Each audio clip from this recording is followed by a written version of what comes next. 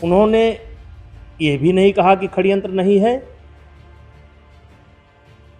और एक तरीके से चुप रह करके इशारा कर दिया उन्होंने कि इसकी स्क्रिप्ट उनके साथ कौन षड्यंत्र किया ये कांग्रेस लिखाएगी और वो आने वाले समय में बोलेंगी कि हमारे साथ जो है वहाँ पर षड्यंत्र हुआ।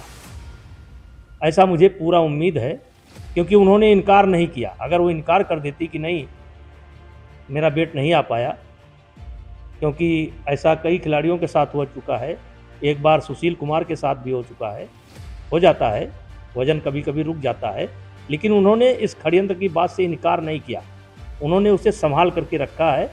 अब आने नमस्कार, मैं आश्रुति, आप देख रहे हैं next 9 news. Bharatiya Janata party ने बबीता फोगाट का टिकट काट दिया। टिकट काटने के बाद बबीता फोगाट अब किसी भी क्षण कांग्रेस में शामिल हो सकती हैं, इसके कयास लगाए जा रहे हैं और कयास अब इस बात पर तेज हो चुके हैं क्योंकि पहलवानों की दुनिया से ही दो मुख्य चेहरे विनेश फोगाट और बजरंग पुनिया जो हैं वो कहीं ना कहीं अब कांग्रेस का दामन थाम चुके हैं। हरियाणा में बबीता फोगाट के साथ साथ अगर आप देखें तो कहीं ना कहीं विनेश फोगाट भी जुलाना की सीट से चुनाव लड़ती नजर आएंगे, यानी इस बार विनेश फोगाट को टिकट सौंप दिया गया है हरियाणा द्वारा, हरियाणा की कांग्रेस की सरकार, कांग्रेस की पार्टी द्वारा। लेकिन वही दूसरी ओर अगर आप देखें तो भारतीय जनता पार्टी इस वक्त एक खासा हलचल में है क्योंकि बृजभूषण शरण सिंह तमाम बड़े बयान दे रहे हैं। जी हां, आपको बता दें केसरगंज से पूर्व सांसद, उत्तर प्रदेश की केसरगंज की लोकसभा सीट से पूर्व सांसद बृजभूषण शरण सिंह, भारतीय जनता पार्टी के नेता, WFI के पूर्व चीफ बृजभूषण शरण सिंह ये कहते नजर आ रहे हैं कि विनेश फोगाट जब पत्रकारों से बात करती हैं तो असल सच नहीं बता पाती, पत्रकारों से बात करती हैं तो ये मुद्दा छिपाती नजर आती हैं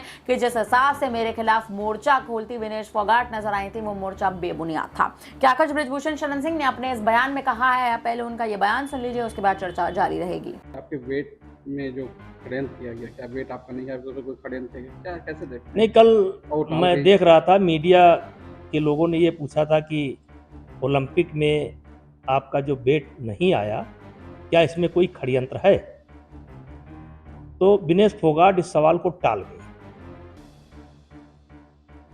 उन्होंने ये भी नहीं कहा कि षड्यंत्र नहीं है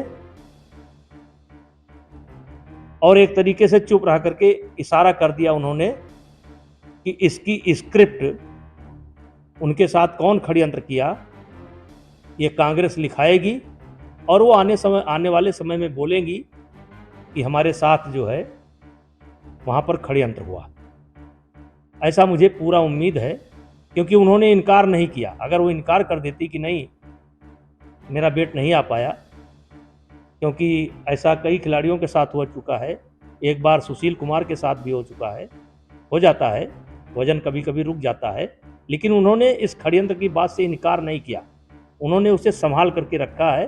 अब आने वाले समय में इस्तेमाल करेंगी।